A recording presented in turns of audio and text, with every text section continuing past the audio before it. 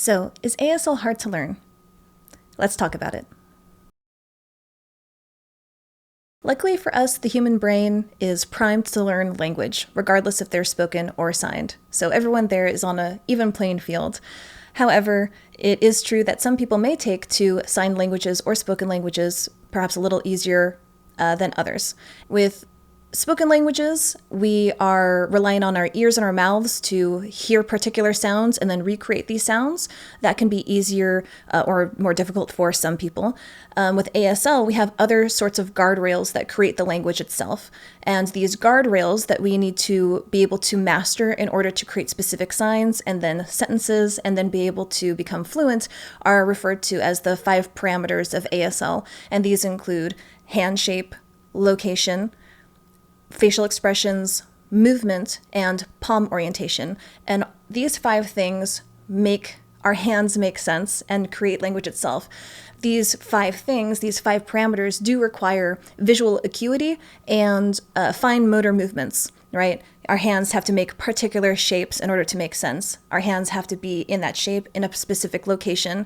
Our facial expressions need to match. We have specific movements, and where our palms are oriented, all of these things do matter. So in order to learn ASL and be fluent or get to fluency, these 5 things need to be able to be recreated and mastered. Now, when people are asking, is it hard to learn ASL? Kind of depends also on where you want to go with the language. Are you talking about, I want to be conversational in that you want to be able to go through a Starbucks drive-thru and order a drink, or you want to be able to have fun little conversations with peers around you, coworkers, other students? That's one thing. If you want to master the language and become fluent or have near native fluency, that's something a bit different. And that's going to require a lot more practice and a lot more intention as you're learning the language itself. One thing that is standard in any language that you're going to try, whether it be spoken or signed, is the amount of time it typically takes to even reach a modicum of fluency. Normally that's 3 to 5 years, again, of intentional practice. So there's also phases that go along with that. So say you're learning ASL, you're taking your classes, you're doing X, Y, and Z. You're initially going to realize that you're going to be understanding a bit more than you can output.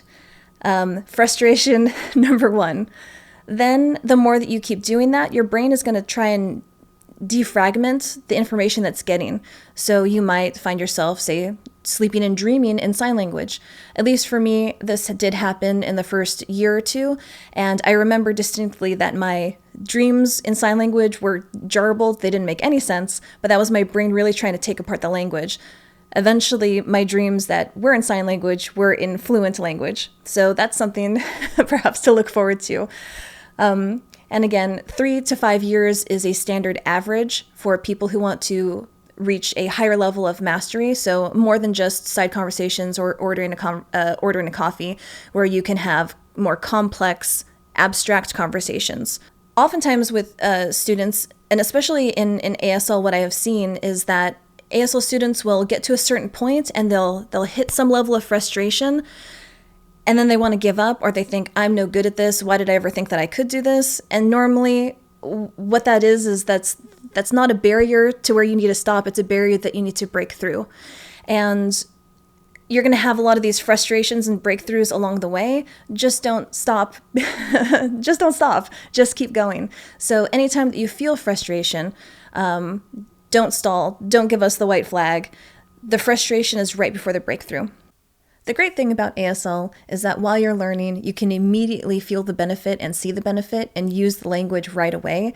So instead of having to learn something and then wait for you to see the fruits of your labor, you're able to sign sentences and get ideas across and start communicating with people right away once you learn that sign or you learn that particular grammar set.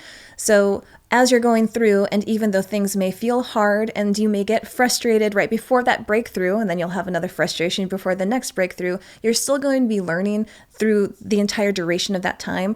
And that's going to be the thing that propels you, that personal feeling of reward and benefit that you will get as you're learning. So remember, when you're feeling frustrated and you feel like ASL is too hard, Just work through it, make your breakthrough, and then keep going.